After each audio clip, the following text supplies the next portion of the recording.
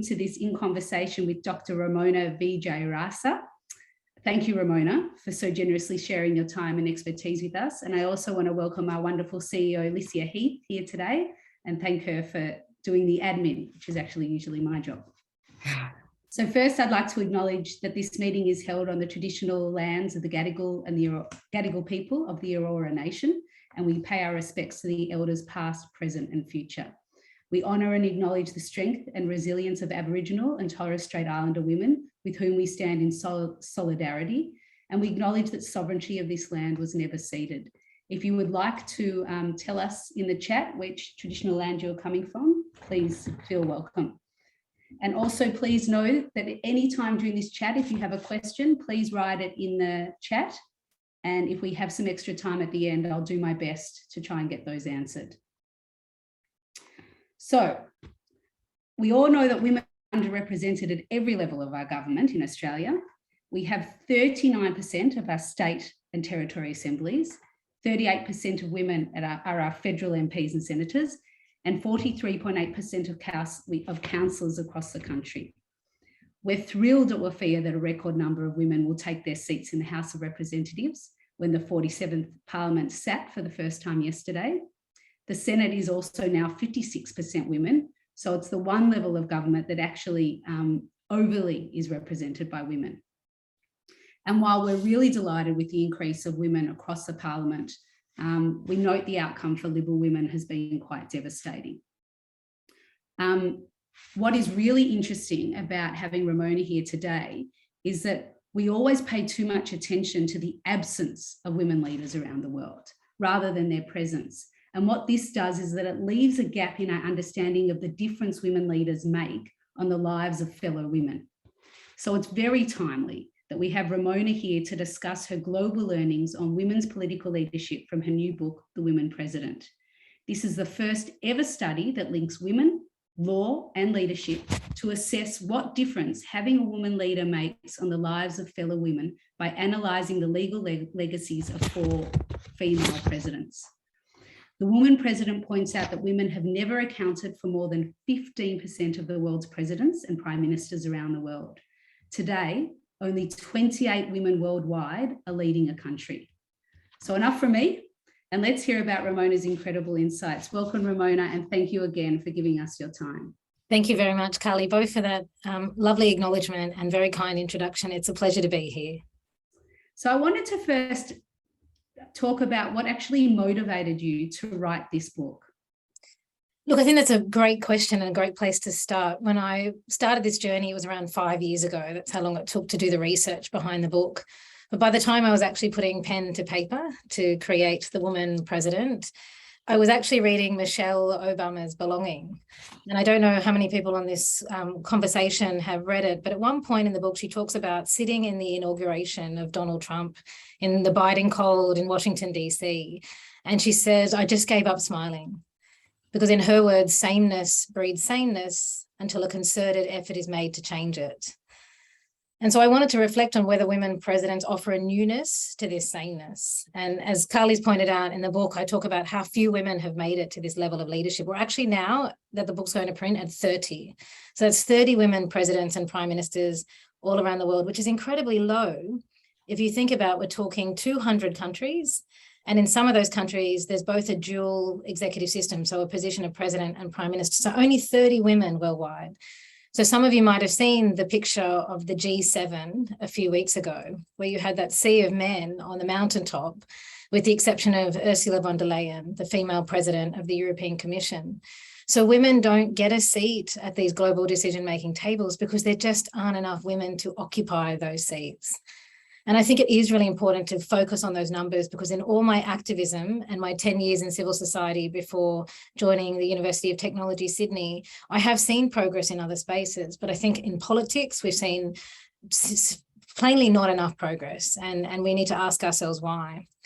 But as Carly said, having talked so long about women's absence, I do think we need to talk about what women's presence looks like and what happens when women are present in politics, because I do think something new happens. You know, my research shows evidence that women's movements mobilize resources, the women's vote is lobbied, and women-friendly outcomes result.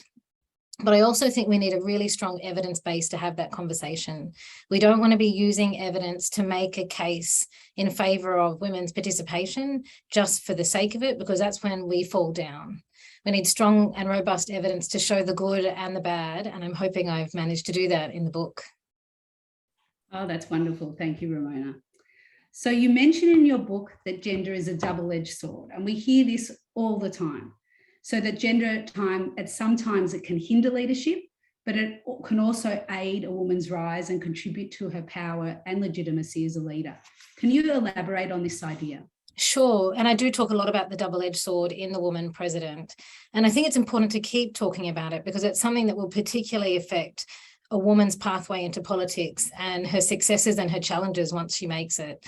So there's a number of different ways in which this gender as a double-edged sword plays out. It does aid a rise to power. And we saw the way the female vote swayed Australia's federal election in May.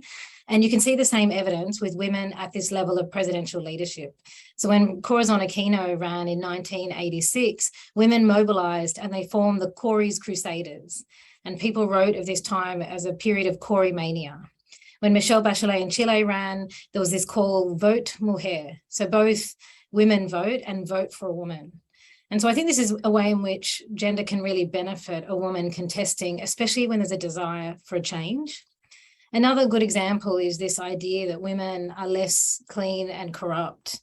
And a lot of women have used that to aid their rise to power. In fact, Corazon Aquino, the Philippines president from 1986 to 1992, she described herself as a crusading housewife in a den of thieves. And I think it was particularly useful entry point for the women in this study, Megawati of Indonesia, President Kumaratunga of Sri Lanka and Corazon Aquino, because they led after there was a real desire for a democratic transition, sometimes after periods of dictatorship.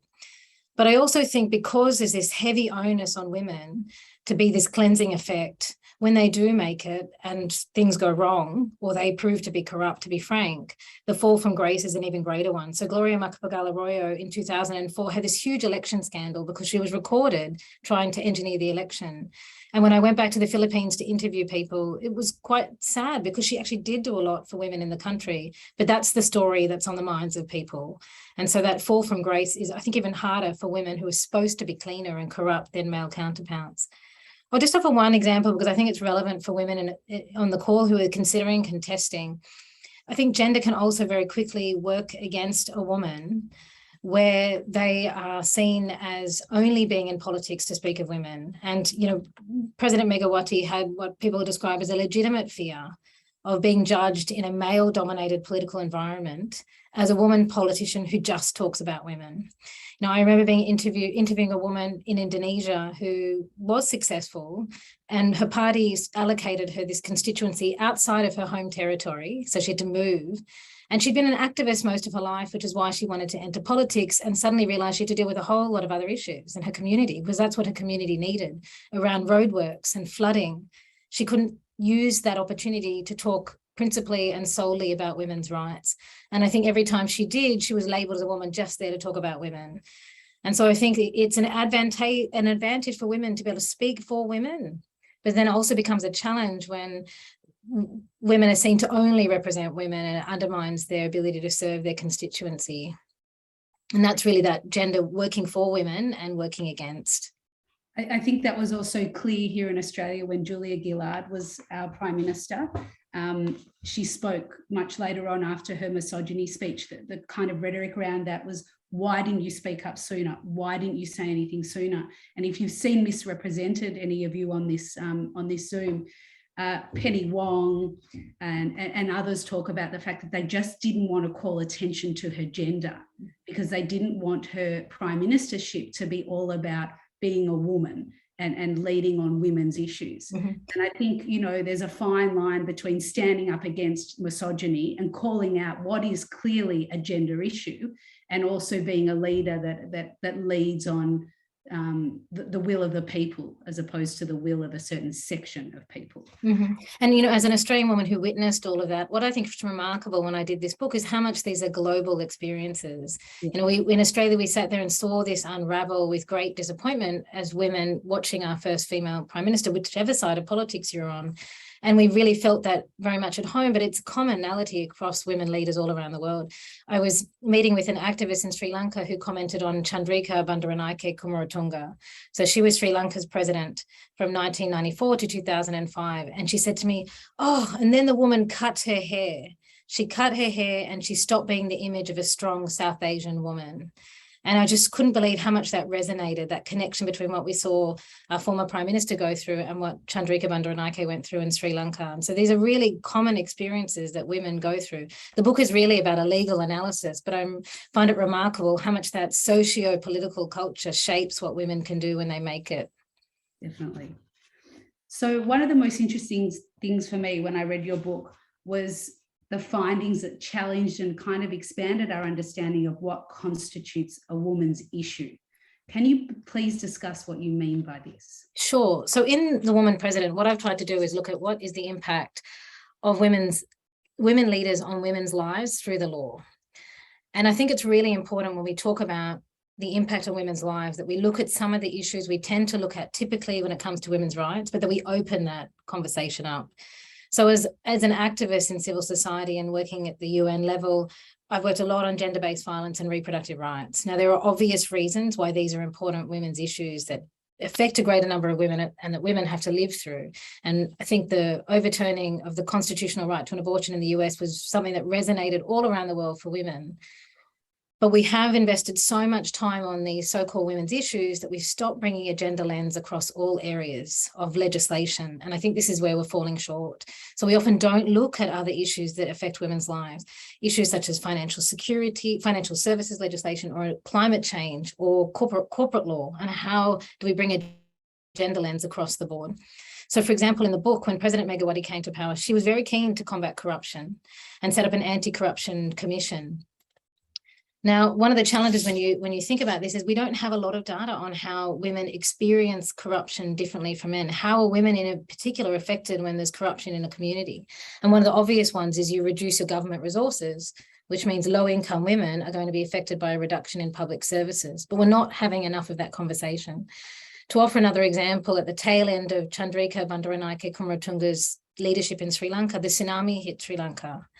And around that time in 2005, there wasn't a stronger conversation around what does a gender perspective to climate change, adaptation and management look like.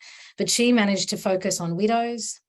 She managed to make sure women got livelihood assistance and managed to make sure women were appointed at all levels of management in response to the tsunami. I think that, again, is another example of bringing a gender lens to issues that we don't do enough. What's also interesting is she had appointed a female cabinet member to the position of construction, housing and infrastructure, which in Sri Lanka is a really pivotal position and is rarely given to a woman. And that minister who I interviewed was able to really help bring that gender lens in responding to the tsunami. So cabinet appointments are also a key connection between women in leadership roles and how they are bringing women up the political ladder. Fantastic. So at Women for Election, we strongly believe that political education and participation are key aspects of achieving gender equality in our legislative chambers. We must have more lived and diverse experience in our parliaments to enable the creation and implementation of policy that better supports and reflects the needs of us all. So I believe, like everyone else, that the full and active participation of women in our legislative chambers, equal to men, is not just a goal in itself, but is central to building and sustaining our democracy. So one of your key findings was that laws in certain fields may be enacted at a faster pace when women lead, particularly when it comes to issues like gender-based violence. Women advocates and women movements mobilise more resources at a faster pace to exploit a seeming window of opportunity to push for the passage of women-friendly laws when a woman leader is at the helm. Can you point to some concrete examples where this has been the case? Sure. So as I mentioned, the book is really about looking at a leader's legislative footprint. And I think one of the clearest examples where you saw good women-friendly laws enacted just because these women were in power is gender-based violence. So there's this rather odd and largely inexplicable experience where all three countries enacted their first ever law on gender-based violence when these women were in power, from 2004 to 2005. So their first ever standalone law that addressed gender-based violence against women were enacted when the three leaders were in power in the early 2000s. I think that's remarkable. And when you unpack the data, what it showed is that women saw a window of opportunity. So some law reform in Indonesia, for example, work around the divorce law and the marriage law took 75 years. Their gender-based violence law was enacted in 7. And so I think when women's movements and women activists see women in power, they see a window of opportunity. They mobilize more resources. They lobby directly the women leaders to make the reform, and they use the women's vote to negotiate. So, President Megawati enacted a gender equality quota in the last year of her tenure. Now, she was its biggest opponent. She didn't think it was an appropriate thing to have in politics, and she was quite frank about that. But because of the fear of losing the 2004 election, which she actually did end up losing, she passed it because the women's vote was the negotiation tool. And so I think, you can see a direct link between the women being in power and the laws enacted that were good for women. And partly it was because of that contextual environment surrounding it. I think, if I can, I would also like to talk about what happened under President Aquino in the 1980s, just because, it was such a long time ago, and there were a remarkable number of gender responsive laws enacted when she was in power. So many may not know this, but the Philippines is the only country in the world that doesn't have a legal right to divorce. The only other member state of the UN is the Vatican City. But under Aquino, she created an executive order that gave men and women the right to nullify a marriage, which has really facilitated many women to exit unsafe and relationships and make that choice themselves. Under President Aquino, the Philippines also enacted in 1989, so long ago, a law prohibiting discrimination against women at work. They set up public-funded daycare centres for women in the Philippines in 1990, public-funded daycare centres in the 1990s. And she set up an act that allowed for maternity leave in 1992. So the Philippines got paid maternity leave in 1992, and in Australia, we got it in 2010. In 2004, under President Macapagal Arroyo, the Philippines instituted 10 days leave, paid leave for victims of domestic violence. So 10 days paid leave for women who've been in a violent relationship and need time out of work. That's 2004. In Australia, we're debating how we're going to pay that scheme currently now in 2022. So I think there's been remarkable examples of gender responsive law reform under these women leaders so many years ago. And to me, I'd love Australia to open our minds to how we can learn from some of this good practice in our near neighbours.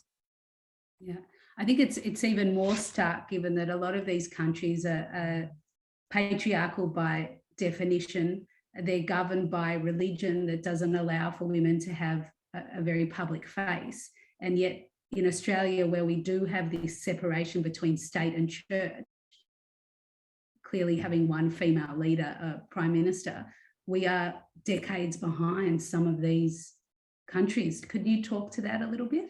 Sure. I was privileged to have an opinion piece in the Sydney Morning Herald just last week talking just about this point. So the World Economic Forum, every year or so since 2006, issues the Gender Global Gap Index, and it ranks countries for their performance on gender equality. And it also has sub-rankings on political participation, education, economic attainment, and health and well-being.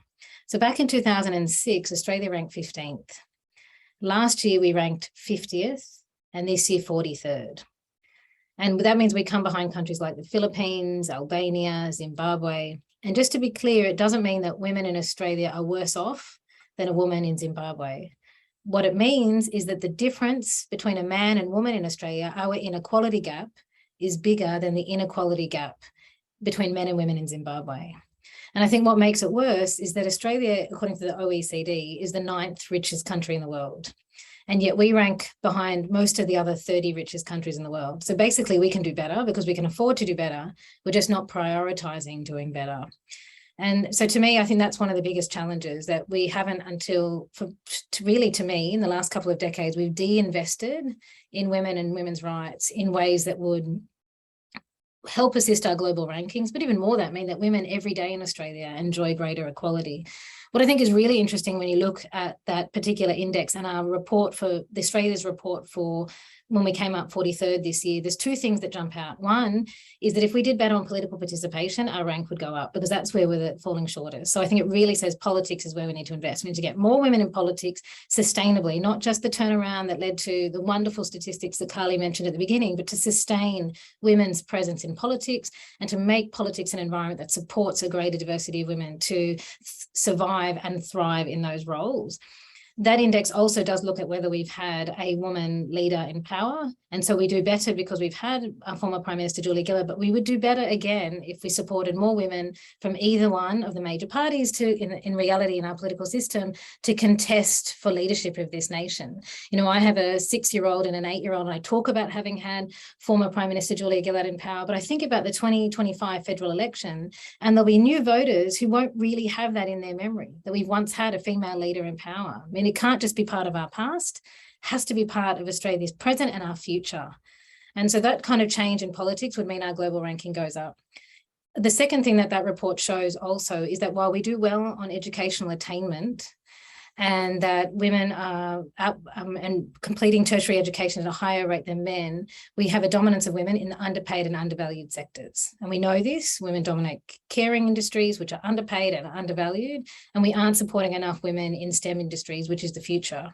You know, there's a study from the US that shows that only around 20% of PhD graduates in computing science and artificial intelligence are women. And our stats are similar. So computing science and AI is the future, and yet women are only 20% of those education degrees. So we're already doing a disservice for the future women of Australia unless we do something to change that educational picture at the outset. Fantastic, thank you. So according to your book, when it comes to evaluating the gender performance of the few women who lead executive office, the natural response is to conclude that they did very little to help their fellow women. Why is this?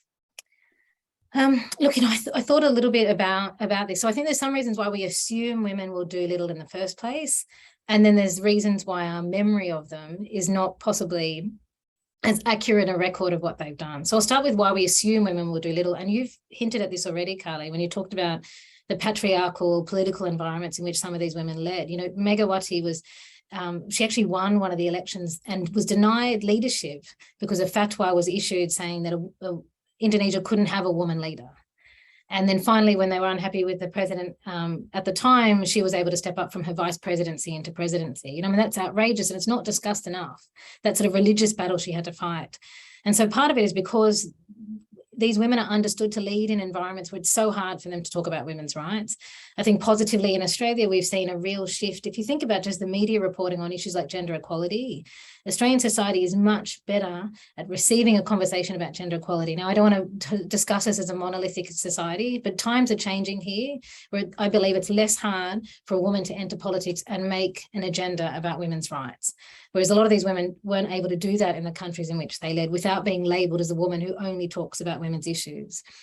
I think the second thing is, you know, there's an assumption that a woman can't do more for women unless she's got this activist feminist spirit in her soul and her heart.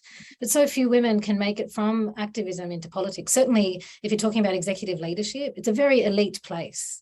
Highly educated women, often from political backgrounds.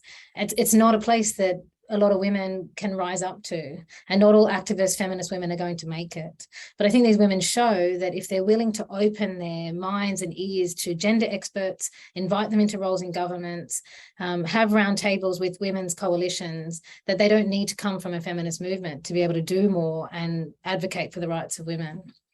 So I think there's a number of those kind of assumptions that make it that we assume women won't be able to do more. Party politics is another one. You have to toe the party line. You can't run your own agenda. But I also think we don't often remember how much good these women did. You know, laws like gender-based violence, laws on discrimination against women, some of these were passed by executive order, so directly in the hands of these women leaders to benefit women. And I suppose part of the expectation that sits on their shoulders is so heavy that when you walk away, I've met so many women activists who just aren't able to necessarily say good things in hindsight. Oh, we wanted more, but look at us today. And so because that's the status, because women are still faring so poorly, I think the natural assumption is to reflect, well, the woman leader didn't do enough when she was in power. She spoke up too late. as opposed to recognizing that challenging political environment in which they led, and also giving value to what they actually did achieve. That's fantastic. Very, very true. Okay, so in this book, you also offer insights into the institutional and social mechanisms that enable women leaders to lead for women, including women's movements, women's legislators, women's bureaucrats, and global networks of women presidents and prime ministers. Can you please discuss this link and offer some examples of collaboration? Sure. So look, I think it's really important for us to talk about solidarity among women. I don't think we talk about that enough. And I don't think groups of men necessarily use that language. You know, we labeled men as having boys' clubs. I prefer solidarity. And I think when you look at some of the reforms that came into place, we need to give value and credit all the different pieces of that puzzle. So scholars in my field talk about a triangle of empowerment where you have a woman in the legislature, the women's movements, and then the bureaucrats in government. And together, some of that needs to come together to create that law reform. So no one individual can do it alone. The movements provide the evidence and give the help inform the agenda. The legislators are the ones tabling the law. The cabinets are helping to push the policy decision, the gender responsive budgeting behind the scene. I would also add, which in my book I do, that there's a place for the woman president in that triangle of empowerment, because in these countries, the woman president was a pivotal player in pushing that law across the line. So that's how I see collaboration. But if I can, because I know in a lot of your audience are women planning to contest, I will tell you a beautiful story of collaboration. So when I was in Indonesia, I was invited by a very vocal woman MP to dinner. I turned up very late, stuck in Jakarta traffic, 45 minutes late. And by the time I got to the restaurant, I was told to go to the back of the restaurant. And I turned the corner and there was a long table and there were around 35 women sitting at this table from across many different party lines. So Indonesia has many, many small parties, all of which contest. And the women across party lines were sitting at the table, and they meet every 3 months or so, sharing photos of their grandkids or their kids on WhatsApp and having a conversation. And in my rudimentary Bahasa Indonesian, I realized they were talking about the gender equality quota, which in Indonesia hasn't succeeded in shifting the narrative enough. It requires each party to put 30% of candidates being women. But what it has meant in practice is that a woman gets put on the list 3rd or 6th or 9th, so the lowest down possible, and isn't getting voted. So these women were meeting across party lines to figure out what could they do about that. And I thought that was a really beautiful experience of collaboration within politics and yet across party lines. And, it's worth sharing that that's a very valuable form of solidarity that I think women can draw upon.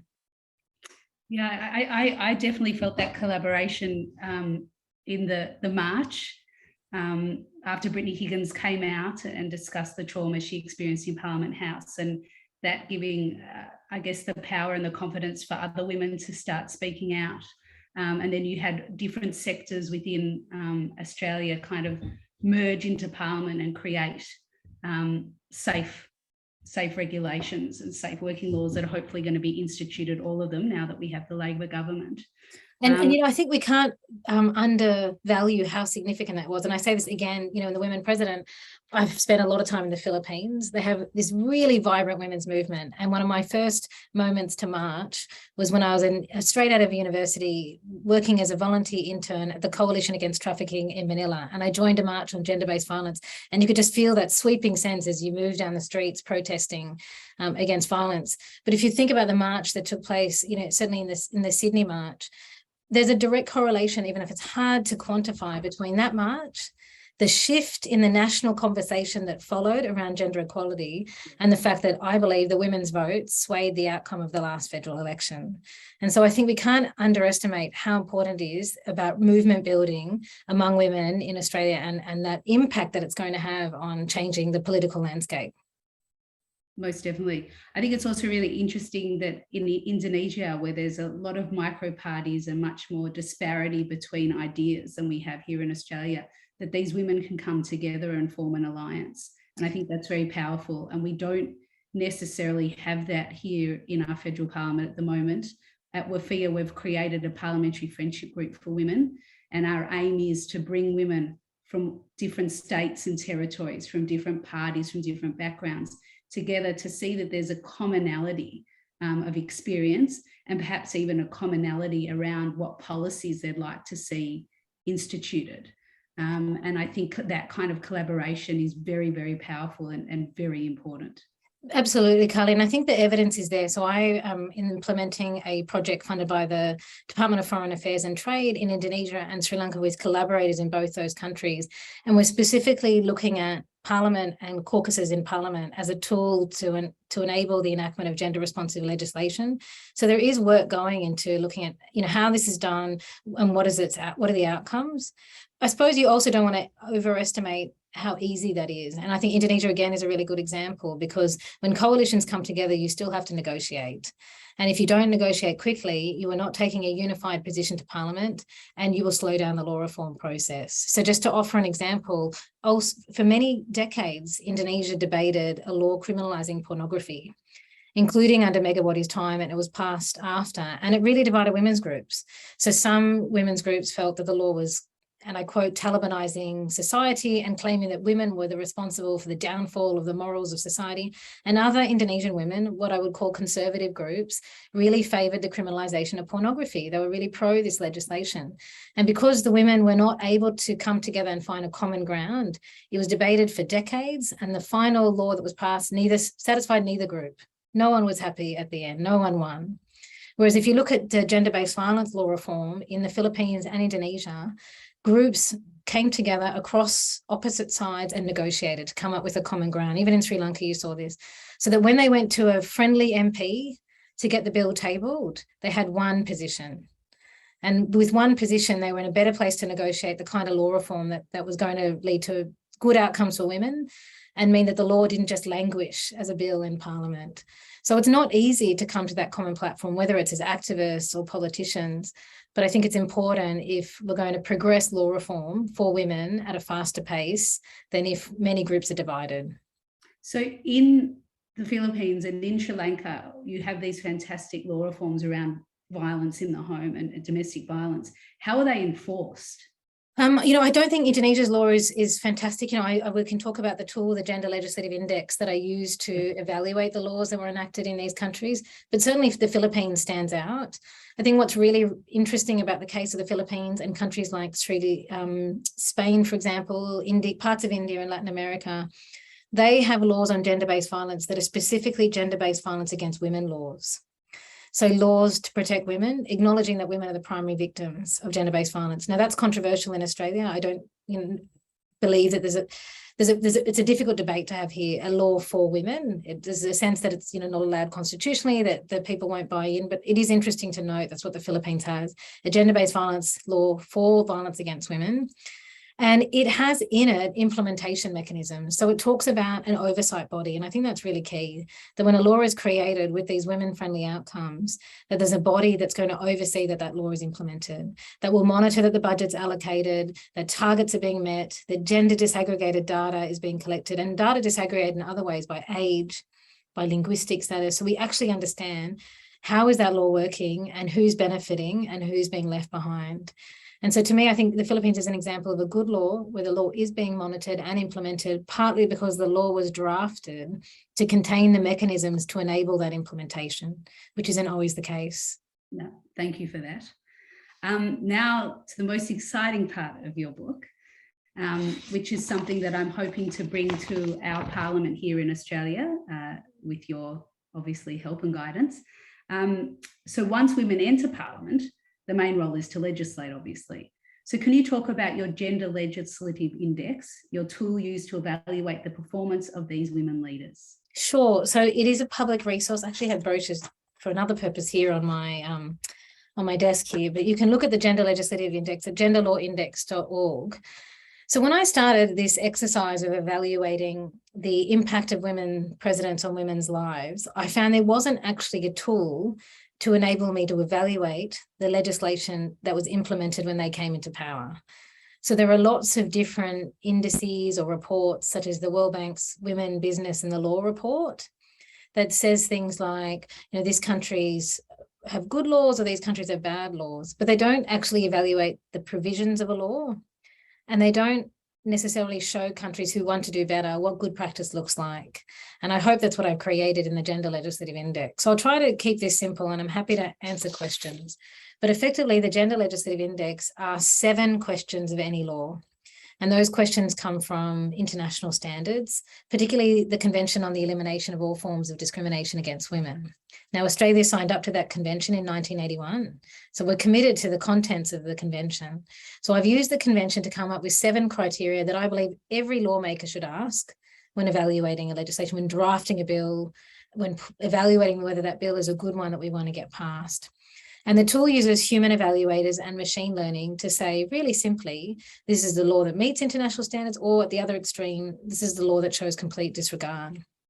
So it uses a whole lot of benchmarks, because obviously what a law looks like in the field of financial services is different from gender-based violence, which is different from reproductive rights. All of that is available publicly in the Gender Legislative Index. Now, I can give you examples of laws from Australia that have been evaluated. For example, it's evaluated the Workplace Gender Equality Act, which I think has areas for improvement. I know many people are familiar with the work of Vijeyarasa, but it's also a really strong global good practice example. The Gender Legislative Index has also evaluated our paid parental leave scheme, which I think is not a good example of global good practice, and it performs poorly in the Gender Legislative Index. In terms of what I think legislators can do, I think, legislators, women who make it to Parliament, are incredibly powerful in their ability to shape legislation. And so to me, the Gender Legislative Index is a tool that can be used at various different stages. One, when your party or you, if you make it into politics, are considering law reform, the tool can enable you to assess what does the situation look like and do we need to do better in this field. Second, I think it enables legislators to evaluate a bill before it's even tabled, once it gets harder to have that conversation and shift the language. Third, I think it can be used to evaluate legislation that's already in place. So, for example, I've used it to evaluate the Modern Slavery Act, which is currently under review and is under review from now for another year. And I think that is an act that is completely gender blind, despite gender being so relevant to workplace exploitation. I'll offer just one last example, Carly, that might be of interest, but it's also been used to lobby for gender audit committees, because there aren't enough parliamentary committees that can actually audit a bill for how it's going to affect women. So Ruth Forrest, an independent MP from Tasmania, came across the Gender Legislative Index a couple of years ago. She just put a motion to Tasmanian Parliament using the Gender Legislative Index and my research to make a case for Tasmanian Parliament to create a Gender Equality Audit Committee, and the motion was successful, which is extremely exciting. It'll be the second parliamentary body in Australia that has a focus on gender. The ACT has an Economic and Gender Equality Audit Committee. And, she doesn't know if it's going to be a hugely successful endeavour. She knows it was challenging. She hopes it succeeds. And it's a really important space to watch. But at the moment, there aren't gender equality audit committees in Parliament. At the federal level, we have a Parliamentary Joint Committee on Human Rights, but they are so overworked, and it sits at such a high level that it doesn't get down to the nuance of gender. It merely asks the question, is there a gender issue relevant? And if not, it's not audited. And if it is audited. I know that there was a law that directly affected pregnant women that was decided to not have a gender perspective and was never audited for its human rights compliance. So these audit bodies aren't working, and hopefully the questions in the Gender Legislative Index can really advocate for more audit bodies that can more robustly evaluate bills for how they're going to affect women's lives and a diversity of women's lives, and therefore push for those bills to be amended before they pass. Thank you so much, Ramona. I'm very excited about this tool, and I really hope that we can get it into our federal parliament, state and local parliaments, and shift already existing legislation and put that under a gender lens, and for future legislation that will hopefully be more reflective of the needs of women in our society. Thanks, Carly. I'm looking forward to working with you on that goal. So I have some wonderful questions from our participants. I have a question from Philippa. She wants to thank you for an insightful and comprehensive discussion. And she has a question about inherent bias. She says, we're so used to nepotism and bias with male leadership, it feels like we're blind to it. It's just how it is. Yet we seem to be very concerned women have to be pure and not indulge in this. How do we move away from this either or mindset to an and mindset? I think you've covered some of it, but I'd like to understand it from a socialization angle. Look, I think, if you just look at what's recently happened, I think there's a real answer in the numbers. So if you want to look at the experience of Julie Bishop, she was so alone.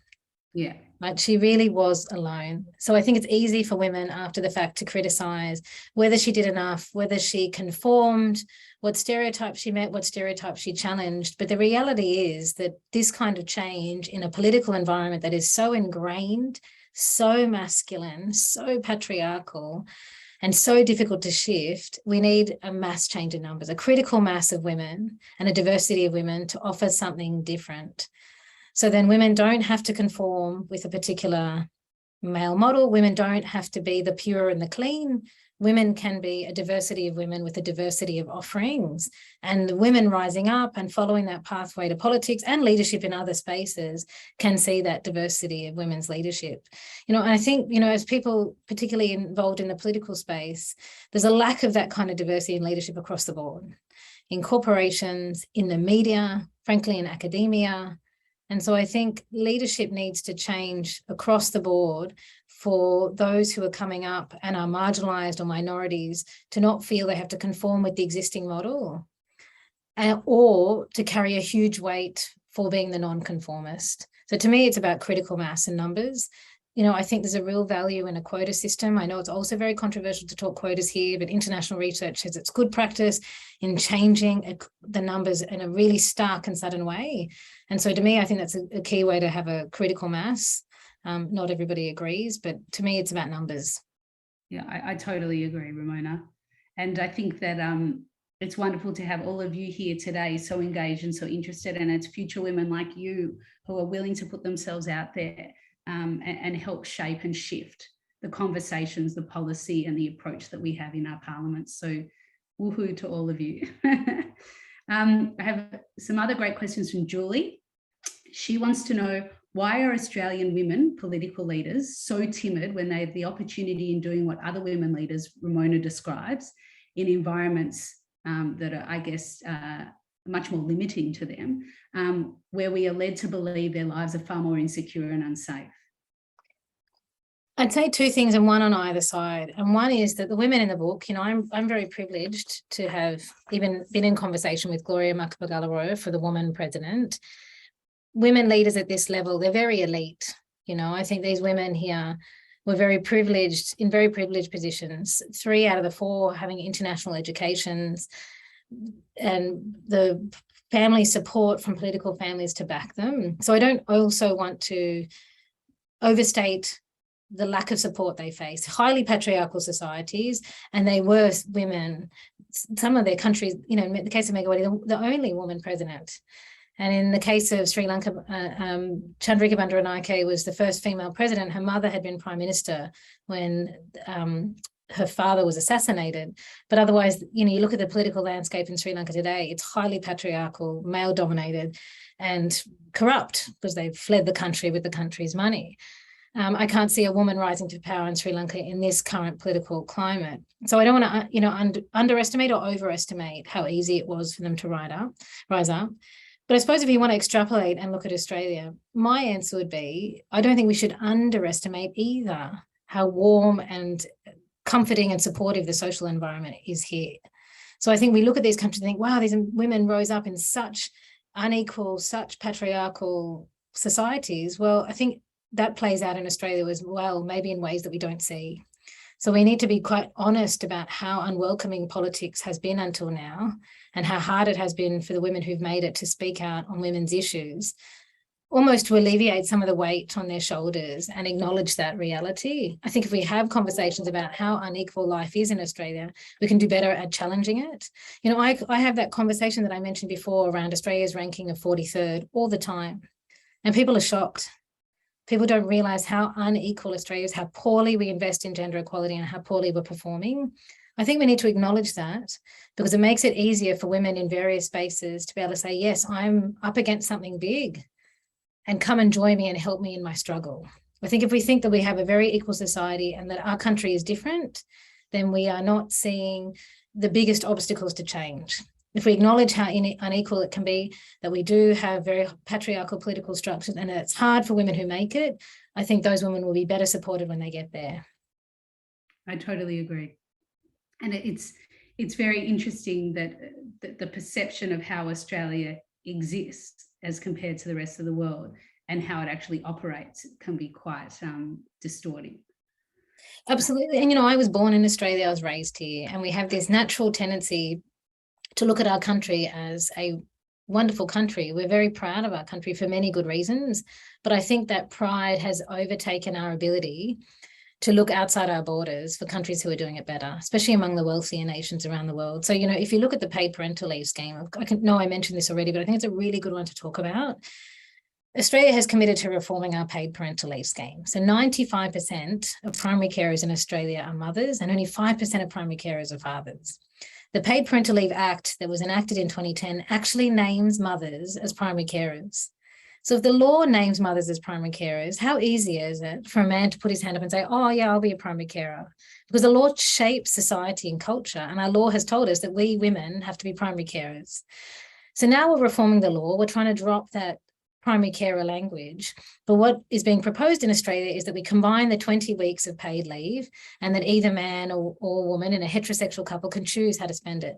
Now, the first issue is the 20 weeks.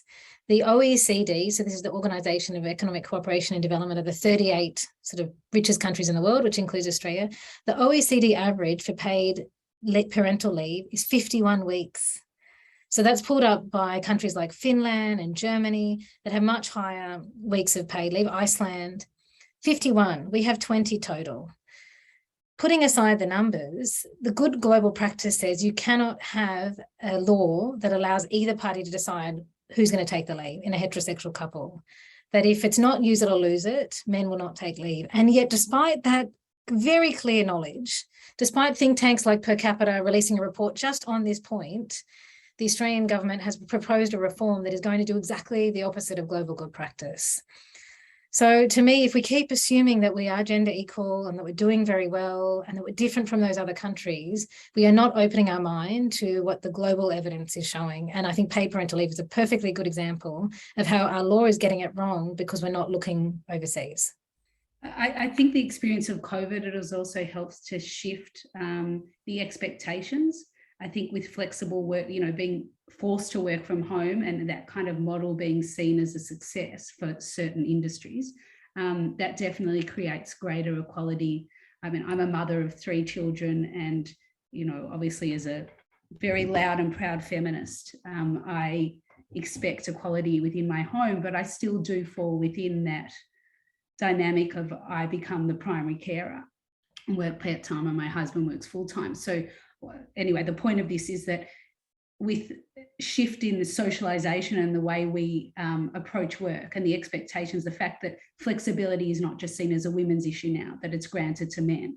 And instead of getting a pat on the back to leave to go to see for a father to leave to go and see their son at a soccer game, it's actually considered or it's becoming more of an expectation now that that's something that's a right that they have. And I think we need more. And I'm always cautious around this language of male champions of change, because I think the power pie is only so big, and we don't want to be giving away power because it doesn't grow. It's just handing it over. But I think it is right. We need more men standing up and taking leave to shift the model. But to me, the other big issue with changing shared care is the gender pay gap. Yeah. Because it is natural where in heterosexual couples, the man earns more, and here we've got sort of over 20% gender pay gap, that when it's time to care, that it's the woman who will be the primary carer because she's the lower income earner. In fact, the way our legislation is at the moment, if a woman is above the income threshold for paid parental leave, it's around $150,000. If she's above that paid threshold, she's not entitled to paid parental leave, which means she's nothing to transfer to her male partner if he wants to become the primary carer and he earns less.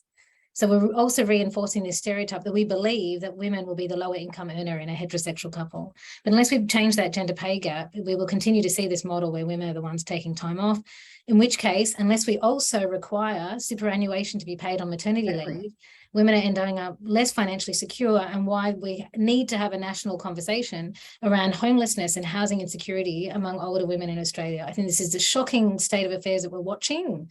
And you can see the direct links with things like gender pay gap and superannuation, and we aren't doing enough about it. We have a fantastic question from our CEO, Alicia. She wants to know, do you have a view on how Australian culture, including political culture, has led to Australia being one of the only, or the only, countries in the OECD with Westminster systems that doesn't have a federal women's caucus? Oh, I think you would be best placed to answer this, as you've seen yourselves. Look, I think women's caucuses don't do it all. You know, when you watch the successful women's caucuses, there's often mobilisation around certain issues on which there's common ground. And there's certain spaces where women caucuses across party lines don't go. And I think that's okay. So, for example, parliamentary workplace culture in Australia should be a place where women's caucuses mobilise, because that's a common experience where there's inflexibility, where there's lack of safety, where there's lack of transparency, lack of structured human resource systems, people's units to take care to make sure women are promoted, women are properly paid for their level of skill set, women have a place to report complaints.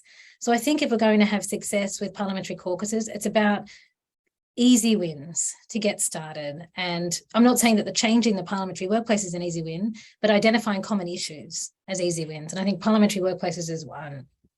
Certain law reform, such as gender-based violence, is another. And these are issues over which other parliamentary caucuses in countries overseas have formed, because there's common ground that this is not acceptable. I would suggest housing insecurity among older Australian women is another place where you can get parliamentary caucuses to find common ground. It's other areas where there's party lines and clear division, issues like taxation and climate change, where you're going to have less success, I believe, if that was your opening door to form a parliamentary women's caucus. But I think there's other issues around which it should be easier. Perhaps it's harder here because we, in effect, have, despite the success of so many women independents, a two-party system. And so it's party to party, whereas Indonesia has, you know, very much dominant parties, but multiple parties where women can come together across those party grounds. In fact, in the Philippines, it's quite the opposite. There's no party politics. Once a person gets elected, you might even just change your party, or the party becomes dissolved altogether. So there's much less allegiance to parties, far less allegiance to parties in the Philippines. And maybe that's why they've had some success. But I would also put it down to the two-party system. But I'd say, as a suggestion, it's about common ground on issues that, you know, women across the political spectrum can fight for collectively. I think a very scary reality for me was when Brittany Higgins came out at Parliament House, and Licia and I, we were at Parliament House for this. And you had all the independent women, all the Greens, all the Labor women out in force. There were very few Liberal women. And I know, and I'm not going to name names, that there were many Liberal women who wanted to be out there supporting and listening, but they were prohibited by their party, and they would face ramifications, you know, in terms of pre-selection, in terms of cabinet positions, etc. So, you know, for me, it's really obvious that it's also about culture within a party, and that there has to be a space for these women to stand up and take their power back. Absolutely. And in shifting that culture, I think there has to be, as what I mentioned before, the critical mass. Yes. So it's not just a handful of women who are saying, okay, we'll do it together and suffer the ramifications. It's half the party saying, no, we're walking out the door. And if that's not good enough for you, well, we're half the party and we're going to join this protest. So you need to get women occupying half the positions in that party. And so to me, the critical mass is fundamental. Yes, totally. We have one quick, we'll squeeze in quickly one more question. Kim says, Ramona, besides sharing a wonderful book with our women networks, and quickly on that, where can we buy your book? Because your book is not available for public consumption at the moment, is that? No, it is. So you can get it at Oxford Uni Press, the Okay. woman president, Oxford Uni Press.